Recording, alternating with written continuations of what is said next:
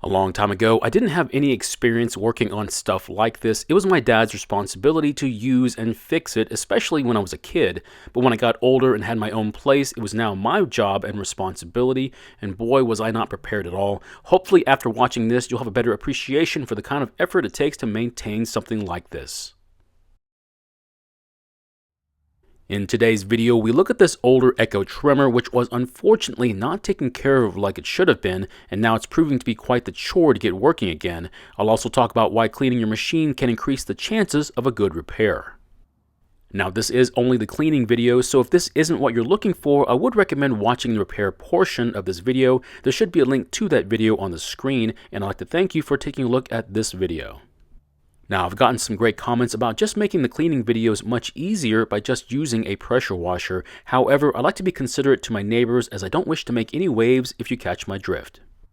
I know it sounds kind of weird or maybe even unneeded, but keeping your equipment clean, in my mind, is the easiest way to keep your stuff in working order. But why is that? Well, dirt and grime on your equipment can hide bigger issues from being seen, and once you finally realize that it has an issue, it may have grown to a bigger problem. The other benefit to keeping your equipment clean is, of course, when you finally do realize there's an issue and have to work on it, if it's clean, you're less likely to get that dirt and grime into places like the carb, fuel tank, or even inside the engine. This, however, brings up a bigger topic that I'll talk about later on, and if you're paying attention, you might already know what that topic already is. Now, the cleaner I'll be using is a degreaser I got from Harbor Freight, and it's the best cleaner I've used so far. Now, you can dilute it with water if you want to, but I like using it at full concentration. If you do use it like this, be extremely careful because this stuff is very dangerous. I also would recommend reading the label first to understand the issues it could have.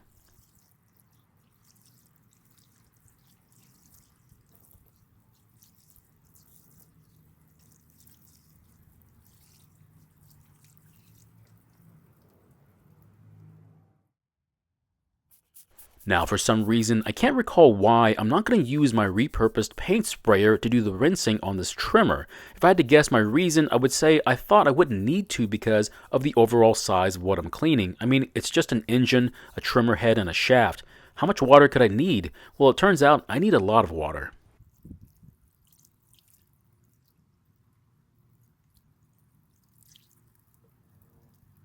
So in this video, I'm just pouring water onto the trimmer to rinse off the cleaner and dirt, but it's proving to be less effective than I thought. However, since I started with this method, I'm going to continue using it until I finish and tell you about the overall experience. So why not just use the garden hose? Well, it's an issue of using too much water.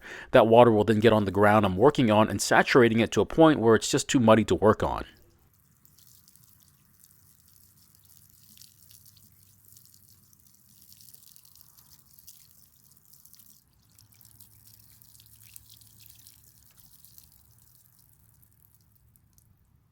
I do get questions about why I sometimes take the engine covers off and clean the engines, and the answer is really simple: air cooling. If the fins on an air-cooled engine are covered in dirt or something worse, it's going to cause the engine to overheat, which will then destroy the piston rings and eventually cause a loss in compression. So it turns out the cover itself has some dirt and oil on it as well, meaning it's never been cleaned since it was new. Now, even though there's quite a bit of grime on here, I don't think this points to an issue from the engine. Now, if this oil was fresh, I'd be worried that the front seal was leaking, but I'm assuming this sort of buildup over this much time to be pretty much consistent to small leaks from the fuel system. So how much dirt is too much dirt to really have an impact on the cooling ability for this engine? Well, I'm not really sure, but I don't think having too much cooling is a bad idea. So cleaning off the dirt from the fins is a really good way of ensuring this engine is going to last as long as possible.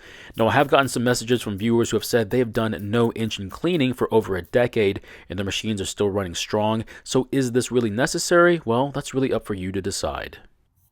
Now, with the engine cover off, this would have been a great time to inspect the spark arrestor screen for a clog, but I didn't do it this time. Instead, I saved that inspection for the repair video. For those of you who didn't see it, I was very surprised to see what happened to it.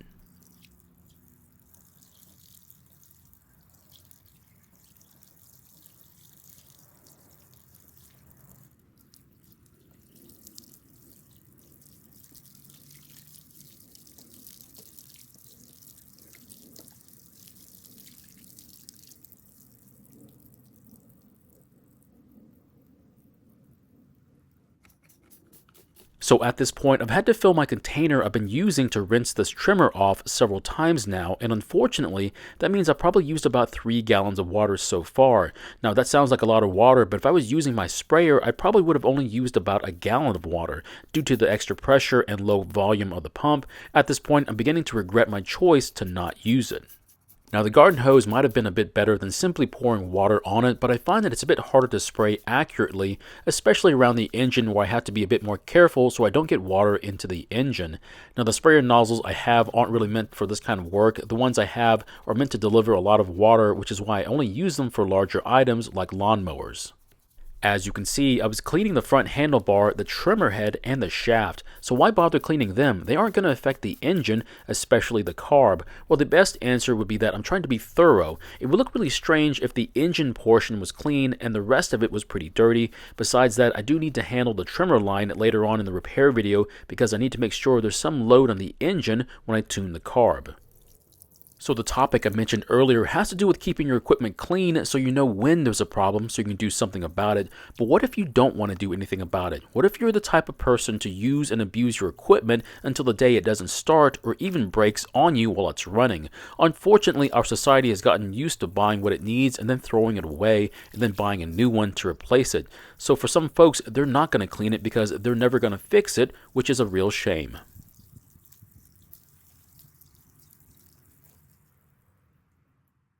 I don't know if you can tell, but I'm using hot water to rinse the trimmer off. Now, does it need to be hot? Not really, but I think it does a pretty good job versus using just cold water. However, next time, I don't think I'm going to use this method and instead go with the power sprayer because it seems to work a lot better.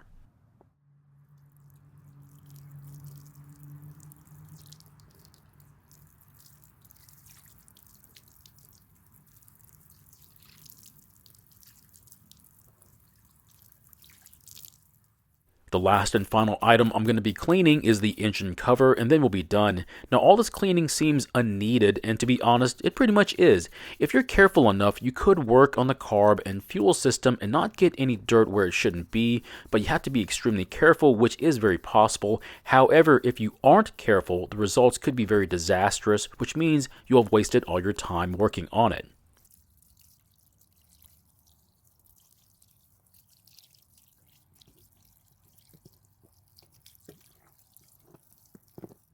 Now, having said that, if you take a few minutes and clean the area you're going to work on, it's going to increase your chances of a successful repair. Now, you don't have to clean the machine from top to bottom with cleaners using hot water, but it's been in my experience that the repair works out better after doing it. And if you want to take a gamble and not clean it, well, you're most certainly welcome to do so. As for me, my luck isn't all that good, so I'm going to take any extra help I can get.